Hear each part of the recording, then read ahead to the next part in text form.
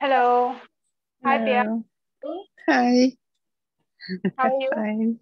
I'm fine. Thank you. Good, good, good. I think we can wait for 2-3 more minutes and then I'll start. Other people Sure. will also be joining. Sure. Thank you. I'm in the tram. Nice. So your time is ahead of us. 3.5 hours. Okay. Okay. So it is like afternoon for you guys, right? Now it's 3.5 hours before. It means it's 7:30. It's Switzerland, 7:30. Okay. Yes. Yes. I try to be with you. Oh, it's No worries, no worries. okay. Okay. So I think we'll start today's class. So let's make sure that our back and neck is straight. We'll just center a little bit and then we'll begin the class. Just close your eyes, back and straight. Start.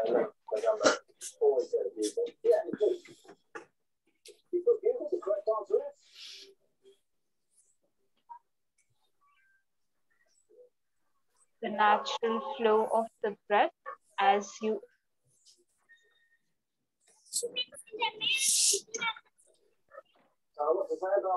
You've had 3 goes to get 3 grand. You get that right because you played well. You had 2 goes to get 30k. Don't understand that. relax your body.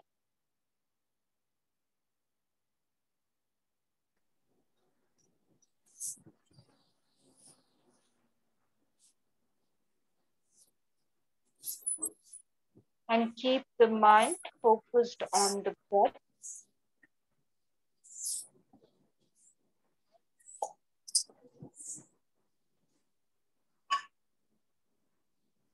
And when you feel ready, begin to deepen your breath, going for slow, long, and deep inhalation.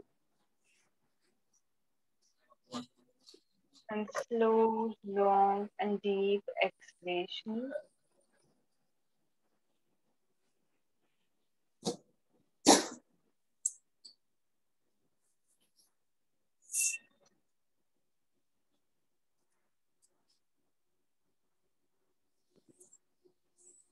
Calming the mind.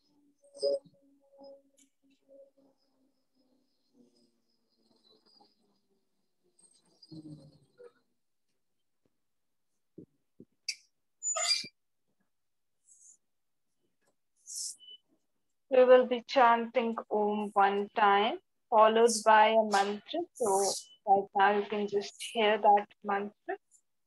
And then we'll close the mantra with 1 time Om and 3 times Shant. So you can join me in the closing as well. Exhale completely. And inhale for Om.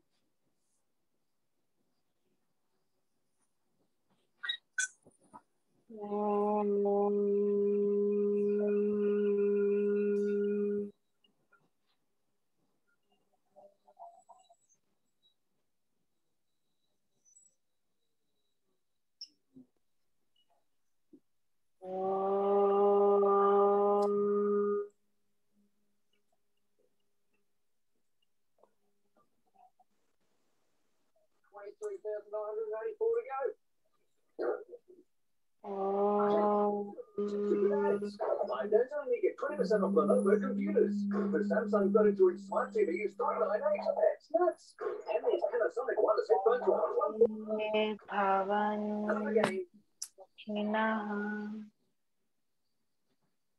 Sarve Santu Niram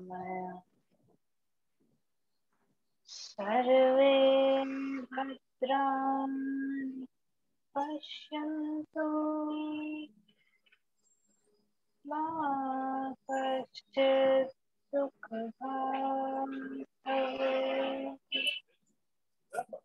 मा कश्चित् दुःखभाग् भवेत्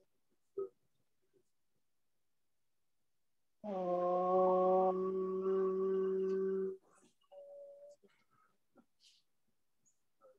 शान्ति शान्ति शान्ति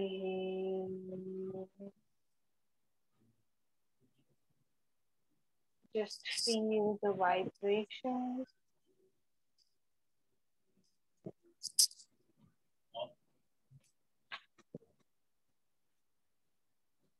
Join both your palms together in front of the chest and rub both the palms together. Keep them on the eyes. Very slowly while blinking and looking at the palms, open up your eyes, come back with a smile. And namaste to everyone.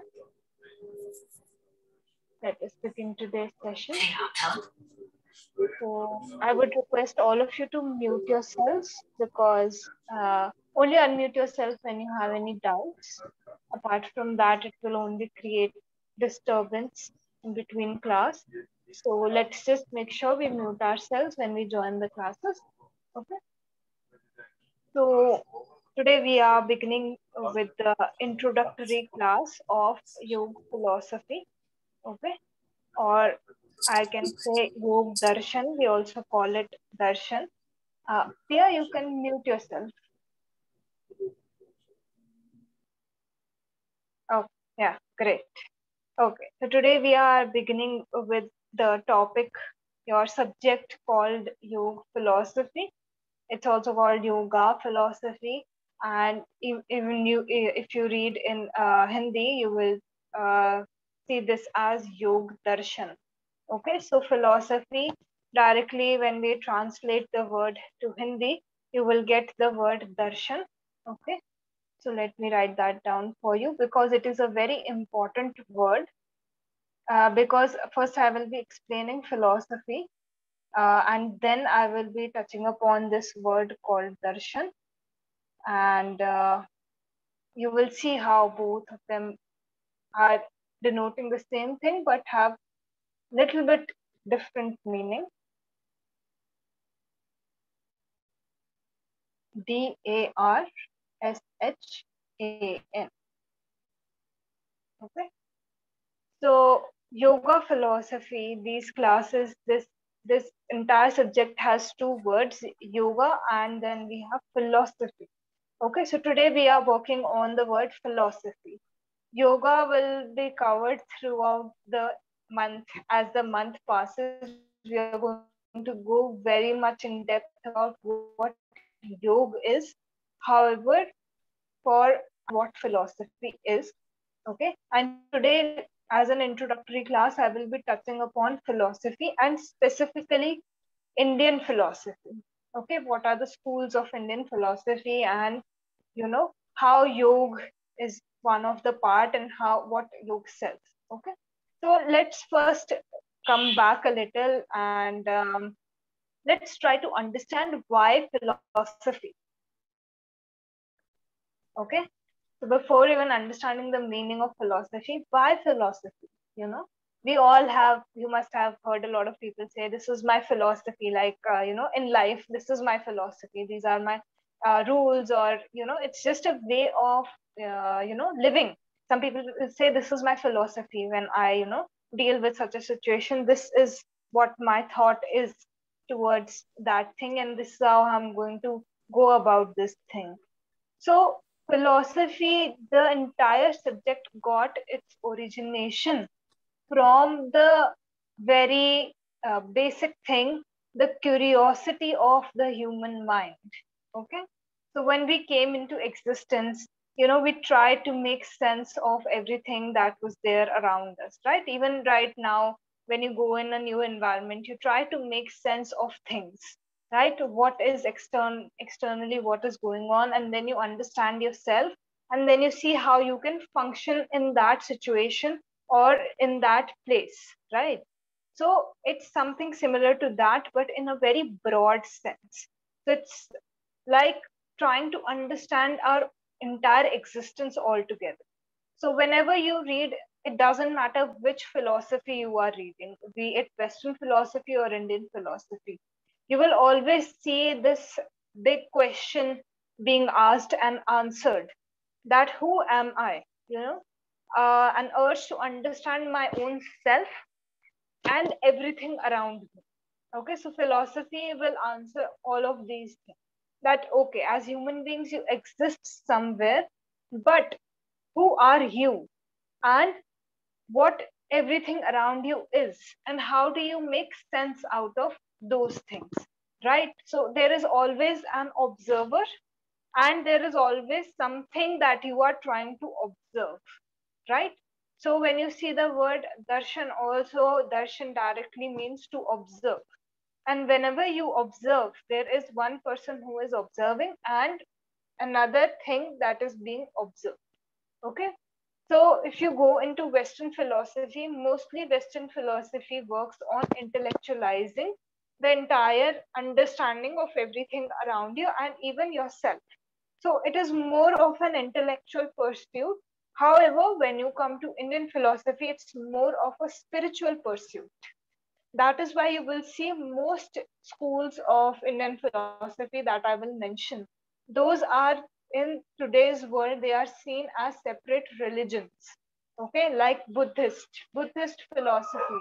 You will see that Buddhism is seen now as a religion. So, because of the spiritual nature of Indian philosophy, it is actually divided into, you know, various religions. So, but we need to understand that it is not a way of dividing. Okay, so the religion part, it came up because, you know, people propagated the idea in such a way. But when you come to philosophy, it's pretty, you know, logical, and it's not actually trying to, you know, create a conflict within you. It's actually trying to solve that conflict within you. So whichever philosophy suits you, you can go ahead and adopt that. Okay, so do not restrict yourself, because there is a lot of questions. There are a lot of questions that come in our mind when we hear Indian philosophy specifically. And, you know, we restrict ourselves that I do not belong to this religion, or I do not believe in this school of thought. So try not to restrict yourself, because when you actually read that philosophy, you will see that they're trying to address the same thing, just their way of addressing that thing is totally different, okay, than some other school of thought. But overall, we are just trying to understand something. Okay, so let's come to the word philosophy itself. Philosophy is the word is made up of two words, philo, which means love, and Sophia.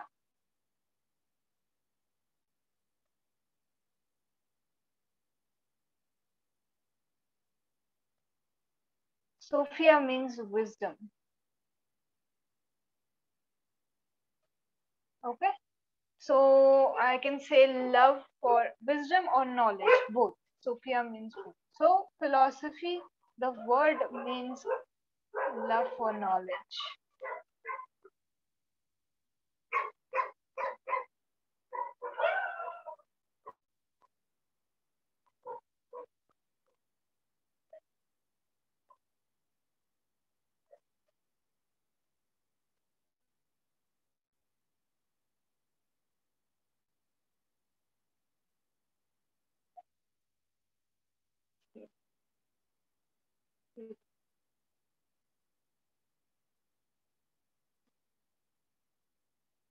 So philosophy, the word in itself means that you are, like, you know, whenever you will see philosophers, you will always see them, you know, studying something. There is so much, you know, there's a particular look that comes in your mind when you think of somebody who is studying philosophy or is a philosopher, right?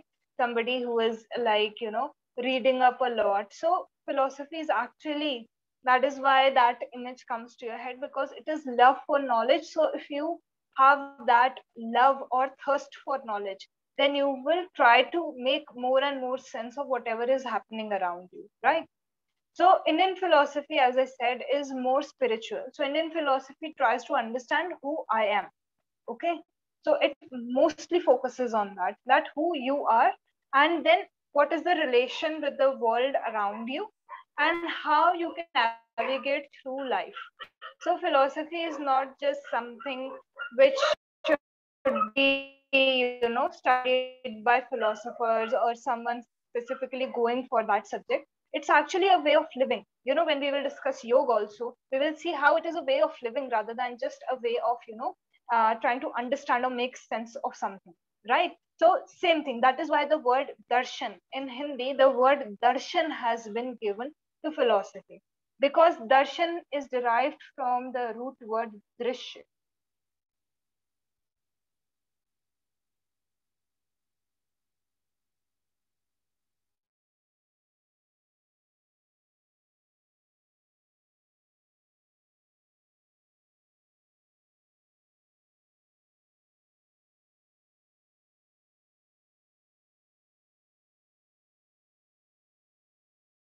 Takes it to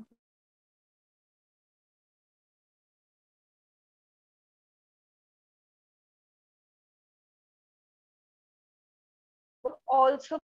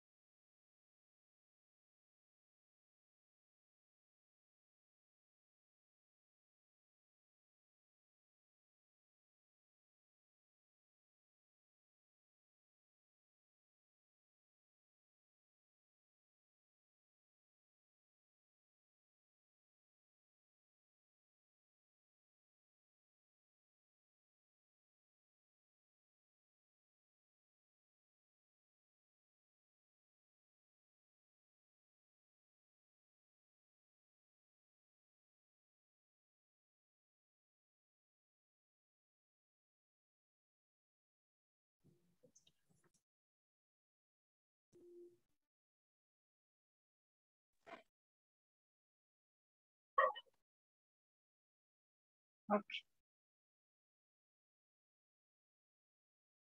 Okay.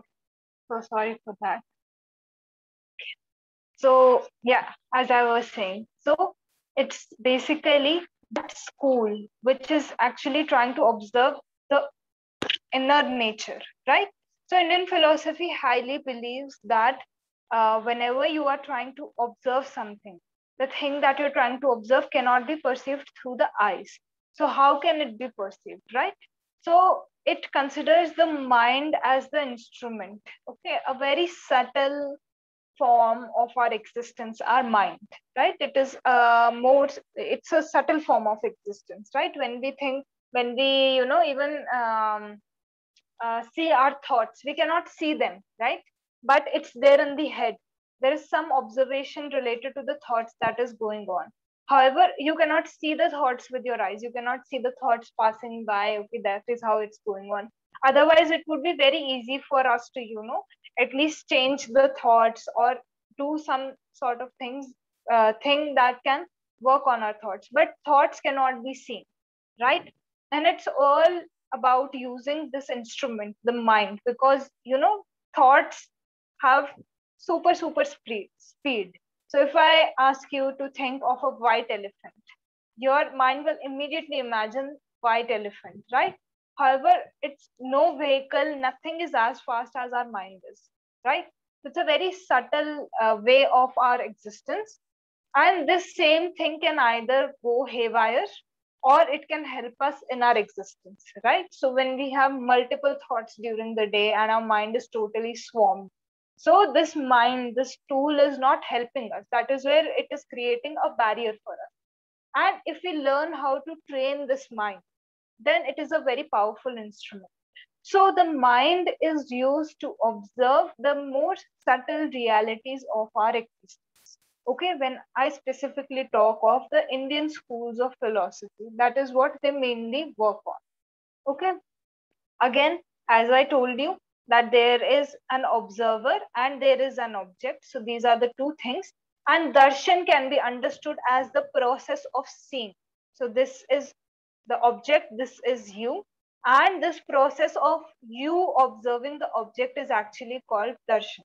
So when we talk of darshan, the scope in itself increases a lot, because originally the word was made in this language. Okay, darshan was actually, it's actually a Hindi word, right?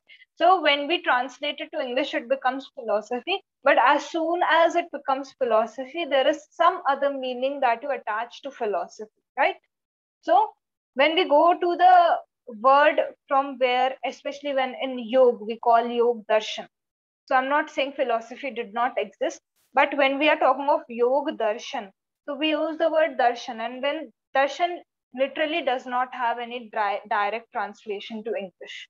Okay, because darshan, one thing is we observe something, as I told you, which cannot be observed through the senses. Another thing about darshan is that when you are in the process of this observing, that point, that process which is going on, it does not happen just like that. Okay, so that process which is going on, you need a way to understand that process. It wouldn't just happen just like that. So if I ask you to just watch your thoughts right now, I do not think most of us are capable or even understand how to observe our own thoughts, because right now the speed is so fast, right? So many thoughts pass you by. However, darshan will always give you a way to observing. Okay, so let's come to the various schools of Indian philosophy only, because we are going to elaborately study one of the schools of Indian philosophy.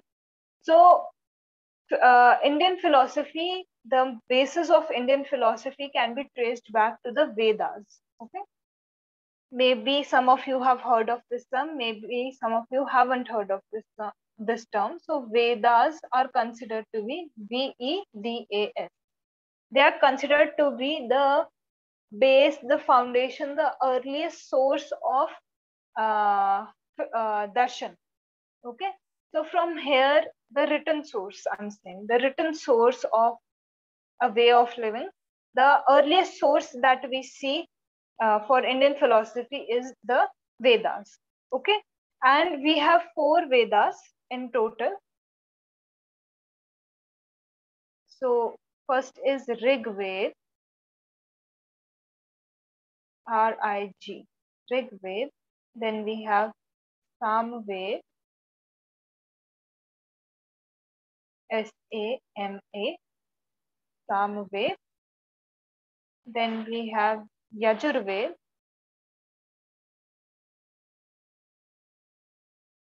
Y-A-J-U-R. And we have Atharvaved.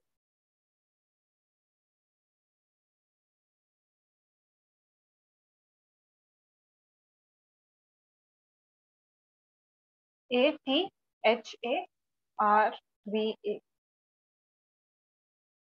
Atharvaved.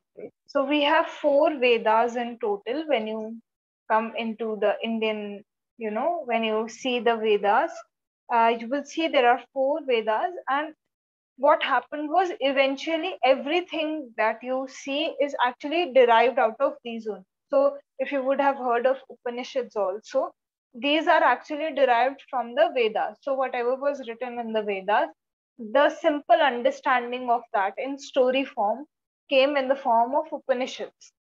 Okay, so this is how the entire knowledge was actually transmitted. So when we come to the Indian philosophy, there are 2 branches of Indian philosophy that come in. One is the orthodox school.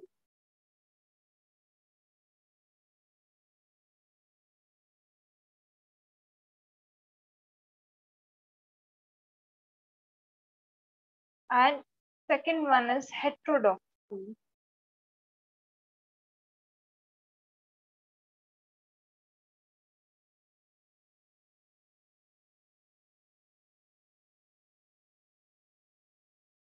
Okay. So if you're making a chart, you can write down Indian philosophy and then divide it into two: orthodox, heterodox. Okay. So I told you about the Vedas because it is connected to this part. Whenever we are dividing the schools of Indian philosophy, you will see orthodox and heterodox schools. Orthodox schools are actually the schools which accept whatever the Vedas are saying directly. They do not contradict that. Neither are they going against it, nor are they contradicting it. Nothing. They accept them as it is, and on the basis of that only they give their particular philosophies of understanding everything around. When you go to the heterodox schools, you will see that they do not directly accept whatever the Vedas are saying. Okay, they do not deny it, but they are not forming the Vedas as their base, okay, or the foundation. Okay, so we have 6 schools in orthodox philosophy. I'll write down all the names and then I will explain like why I have written it in this manner. Okay.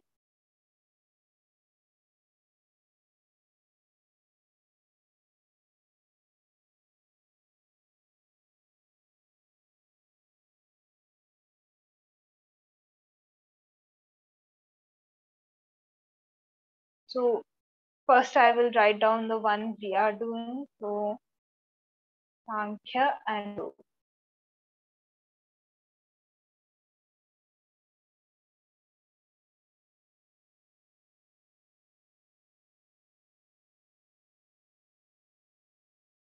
So this is the first, these are 2 separate schools. This is the first pairing, I can say, like I've written this first because this is the most relevant one for us. Sankhya philosophy and Yoga philosophy. These are 2 different philosophies. However, they are paired together. I will tell you why. Then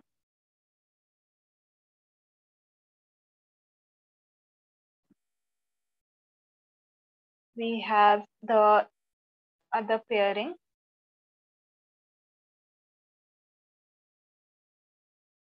Just give me a second.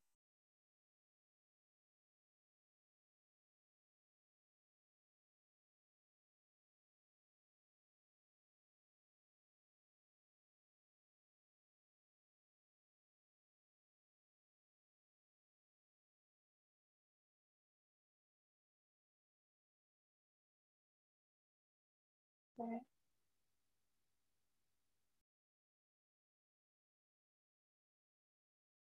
Nyay Vaisheshik. Okay, this is second. And then we have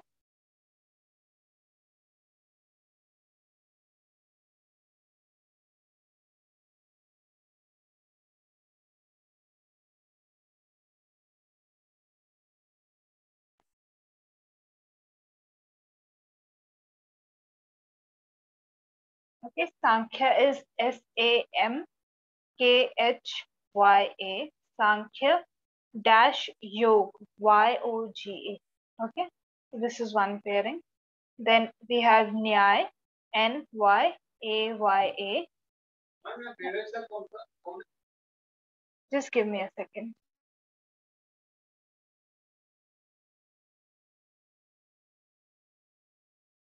Okay.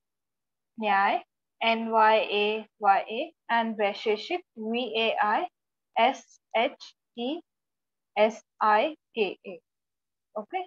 And then we have Mimamsa MIMANSA and Vedant VEDANTA. Okay, so these are the 6 orthodox schools. And this pairing you will see is quite fixed and unique in itself, because when you go to Indian philosophy, you will see that one is giving the theory and the other is giving you actually the practical. Okay, so let me take the most relevant example for us, Sankhya and Yoga, because we are going to go deep into Yoga philosophy. So Sankhya gives the entire theory that Yoga is going to also talk about, However, it's not going to very deeply talk about the entire theory of existence. And then you will see in yoga, you will find a lot of ways to liberate yourself. Okay. Like we will do the different schools of yoga, like bhakti yoga, karma yoga, jnana yoga, dhyan yoga. So all of these are actually, when you go into these, the study, you will see how you can implement things, right? But when you read Sankhya, you will actually understand the division of our own being. So Sankhya mostly works on the Sankhya philosophy will mostly give you the division of our entire, being. So there are 25 elements with the combination of which we are formed. Okay. And after that, it talks about, okay, this is this, this is how, there is a concept of Prakriti and Purush. So your consciousness and then the, nature that is attaching itself to you. Okay. So without consciousness, we cannot say that, we are alive, right? So it gives us the entire theory of our existence, of the consciousness, and then the nature being there. And then we talk upon this thing where we are trying to understand this. First we understand the entire break, and then we try to understand how we are going to go back. So that going back, how we are going to, work on controlling the senses, work on controlling our mind, that is actually discussed in yoga philosophy. Same with Nyaya and Vaisheshik. One is theory, one is practical. Same with Mimamsa and Vedanta. One is theory, one is working more on practical aspect, how you can change your life to incorporate those things for a better life, right? So if you want to understand yoga more deeply after the 28 days of our classes, 25, 26, how many days, however many days, you can go ahead and actually go into the deep study of Sankhya as well. Okay. Because you will only find connection between both of them. Okay. Any doubts so far? I will go ahead after this. Any doubts, anyone? Okay, great. So I will move ahead to explain the heterodox schools. So when we come to the heterodox schools, these do not accept the Vedas, whatever it is written. So heterodox schools may mostly believe that, we are going to understand everything with our own experience. So they say that, okay, whatever is written in the Vedas is there. It might be true, it might not be true. And the beauty of the heterodox school, I can say, is that they say that, experience, whatever my experience will say, that will be the reality form. So there are three schools over here: Jainism,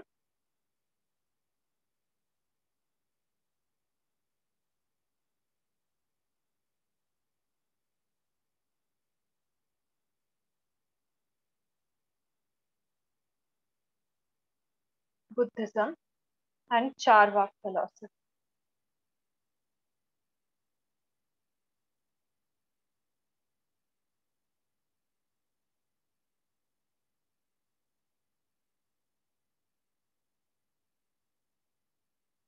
Okay, so these are the three heterodox schools, in which you will see Jainism and Buddhism somewhere different, but somewhere similar also. Okay, and Charvak is a very different philosophy. Okay, so out of all of them, Charvak is actually a very unique philosophy, which does not believe that, you are going to have multiple lifetimes. Some people do not believe in that. So Charvak philosophy is for those people. Why? Because Charvak was a rishi who believed that this is the only life that you have, right? So you're what is the correct way of living this life? He said, I cannot guarantee if there is any future life or past life, but this life you can experience this life right now. Okay. So how are we going to actually live this life? So his philosophy was mostly, you only live once, type of philosophy that take as much pleasure as you want out of this life, because you never know if you're going to have another life or not. Okay. However, even when you go and read Charvak philosophy, you will see that in that philosophy also he has mentioned so many rules and discipline. Without discipline, he understood you cannot enjoy anything. So in that school also he has mentioned so many like rules and regulations, so that one can take maximum pleasure out of life. Okay. So these are your total nine schools. Okay. Out of which we are going to cover only one school. So now there are so many schools, and whichever one resonates with you, you can go in depth about them. And for today, what you can do is actually go and read up a little about all of these schools, because the more you read up, the more you understand about the schools, you will be able to say which one suits you the best. And then you can go ahead and go into deep understanding of that philosophy. Okay. Any doubts so far from anyone? Okay, great. So I think this much introduction of philosophy is enough for us to proceed with our, next, I can say, portion, which is yoga. Okay. So let's briefly talk about yoga before, our class ends. Almost our time is going to be up. So before that happens, let's just briefly touch up upon yoga. Okay. So you have enrolled for a yoga course, right? So you are looking for asana, you are looking for your pranayama meditation classes, you're looking for all of these things. When you enroll for the course, you see all of the syllabus, and you see, okay, this is going to be there, this style of yoga you are learning. But what is this yoga? What is this word yoga that is being used everywhere? No, it's not just about asana, because you must have read pranayam and meditation also. Yeah, there are so many things. There is so much variety in this entire course of yoga. So the basic question arises that what is this yoga? I thought maybe, for example, earlier I thought that it was only asana, but when you join a course, you see there are so many other aspects also. So you're trying to understand what is this entire yoga, what are they trying to tell us? So yoga is nothing but, in very simple terms, if you understand it, yoga is just, I can say, a way of living. One thing is that. However, when we go into a very deep philosophical understanding of the term yoga, it actually means to unite. Okay, so it has been derived from the root word yuj, Y-U-J.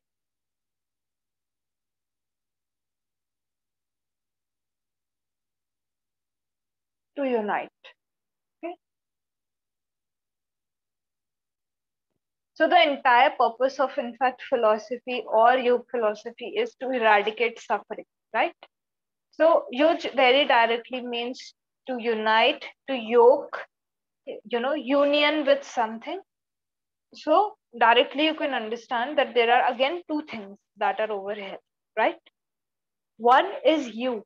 You are trying to unite with something, right? And one is the thing that you are trying to unite with. So right now, like Wi-Fi goes away. So we get disconnected. I cannot see you. I cannot hear you. You cannot see me, hear me. So right now, what is happening is we are disconnected. We're trying to make that connection with something, right? And the moment you make that connection, you feel very peaceful and calm. But on days when you're not able to make that connection, you feel as if everything is going in multiple directions and you do not understand what you have to do with your life. So, yoga, in very simple terms, you can understand, is making that connection. And you will experience this connection most when you are doing your meditation, because that is when you actually sit with your mind and you actually try to work through multiple thoughts and try to, just push them aside, try to understand what is going on, what is not going on. That is when you gain a very deep understanding for yourself. Now, if I do not understand myself, I cannot possibly make a connection, right? So, a very essential part of yoga you will see is actually understanding yourself first. Because the more you understand yourself, the better you will be able to understand how you have to make that connection. Once you are able to make that connection, as soon as you make that connection, you will be able to understand the thing that you're trying to make the connection to, right? But the first step is to try to understand your own self. So for certain people, yoga can also mean understanding oneself. Okay, so there are multiple meanings out there. However, today we are only going to discuss the common meaning of yoga. Tomorrow I will go very much in detail about what yoga means and in which text, what, what is the definition of yoga that is given. Okay, so suppose, let me take the same example. Right now I'm on a Wi-Fi connection and on a Zoom call connected to all of you. However, before all of this happened, there was, a Wi-Fi connection set up over here. Then, electricity was also already over here. So then I switched on the button, the Wi-Fi came on, and then I connected my phone to that Wi-Fi. So this entire process is going on. But as soon as I clicked join meeting, or as soon as you clicked the link, the connection came, right? So this point where we are connected is yoga. Okay, everything prior to that you do is just an effort to reach that state of mind where you are connected. Okay, so when you look at the course, you would have seen asana practice, shatkarma practice, pranayam practice, meditation. All of these things are actually efforts that you are trying to put in to make that connection, that final connection. And yoga is that final connection that you make. Rest, everything that you will do is just the process of making that connection. Okay, in modern terms, if you want to understand yoga, it's generally described as, a connection between the body, mind, and the soul. Okay, so when there is consistency in all three levels, there are many more levels also. When I will talk of other topics in your course, I will, elaborate on those things. But on a simple day-to-day term, how you can understand yoga is actually a connection between your soul, mind, and body, right? So suppose right now you're thinking something, but your action does not reflect it. So I know that eating healthy food is really good for me, or taking fruits in the morning or in the evening is very good for me. I have this thought in my mind, but I still do not act upon it. I still do not eat fruits. So will that knowledge do me any good? It will not, right? Because there is a difference between my mind and my body. Body means actions, right? So I'm thinking that this is the correct thing for me to do. However, my action, it's not reflecting on my in my action, right? So this union takes place where, most of the times we are internally fighting with ourselves only, right? Regarding certain things. So when this conflict ends and the union takes place, what you think you do and what you think is is in alignment with your highest good, you know. So soul, I perceive soul as actually being your highest good. So whatever your highest good is, when your mind functions in that, alignment, and then you align that thing to the action, when there is proper alignment in all three of them, that is the point where you make the connection and it is you. And hence it is said that it is nothing more than a way of living. You do not have to leave your life behind or seclude yourself in order to practice you. You can do that existing in the normal world, dealing with people. However, it's just a way of your interacting with those people, right? Like in asana class also, you have one alignment class that takes place every evening. So in alignment class also your teachers will tell you, this is how the asana has to be done. Your hip should be aligned in this way, hand should be aligned in this way, and this is the proper way of doing the asana, right? In that very same way, when you align everything in your life, that point will become yoga for you. Okay. So it's how you experience it more than how I explain. Okay. So always try to reflect on whatever we discuss in philosophy classes. Always try to reflect on those things in terms of your own life. Because no philosophy will do you any good if you're not able to, incorporate it into your life. Otherwise, these will remain merely intellectual classes for you. Okay. And that is something I would not want any of you to do. Like, just for the sake of listening, we are listening to something. No. Because it's a course, we are listening to it. No. Can I actually make a change in my life to, make it better?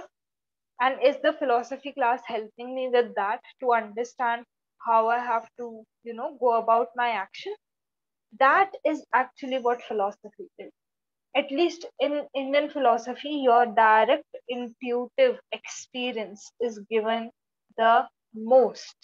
It is considered to be the highest. It's given the highest uh, form where you are able to implement that thing and see that change within you. So, as we move ahead in our philosophy classes, make sure that you take out some time in your day to reflect on whatever we have discussed. And in between, I will be giving you certain things that you can incorporate in your life, very little things that you can add in your life, in your day to day routine, that will actually help you to, elevate your life, to elevate where you are or how you are currently living. And after 28 days, so today, your homework, I will give you one homework for today. So today, I want you to just write down, take a diary, keep a diary with you, and just jot down where you are today when we have started the classes. And on the 27th or 26th day, when we end the classes, again you will repeat this thing. See where you are. And if there is an upward movement, if there is an improvement in your life, keep those practices with you. Okay.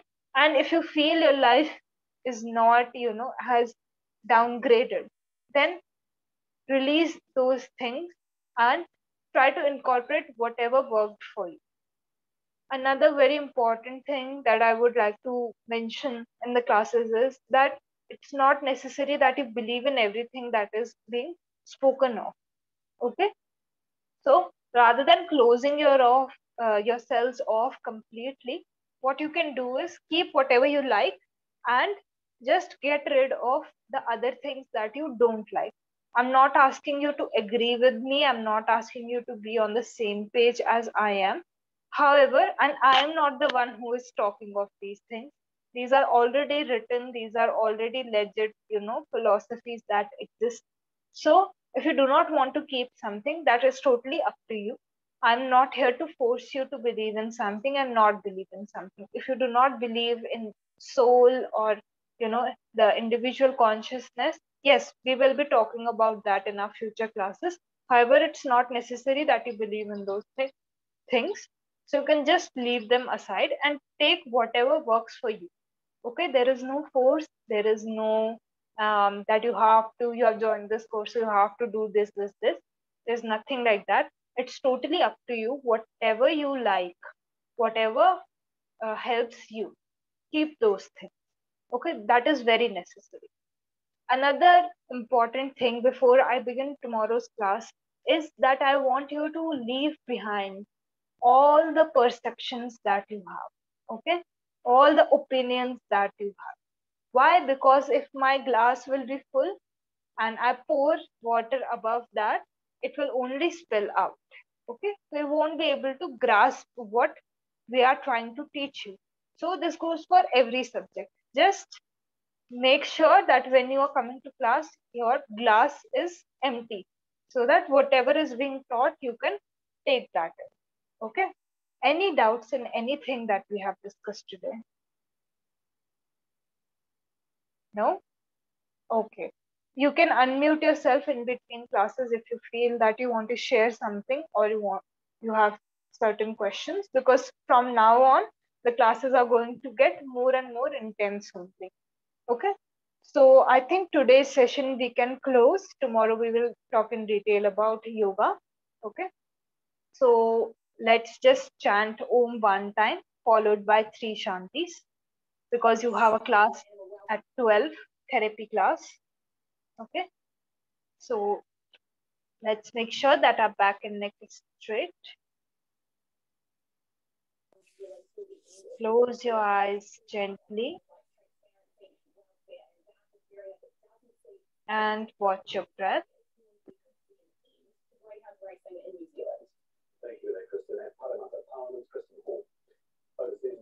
Let's chant Om one time, followed by 3 Shantis. Inhale deeply for Om.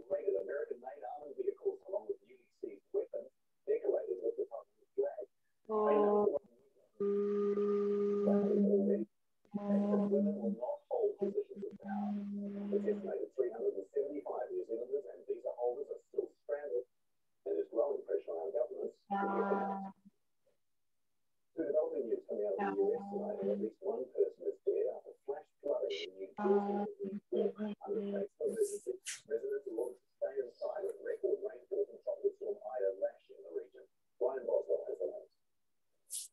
Join both the palms together, front of the chest, and bow down.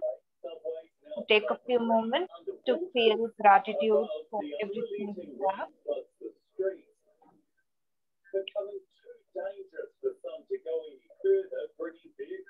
And now rub both the palms together. Keep them on the eyes. And very slowly, while blinking and looking at your palms, open up your eyes, come back to the smile. And namaste to everyone. I will see you all tomorrow at 11 and at 3 today for your pranayama classes. Okay? So, bye-bye everyone.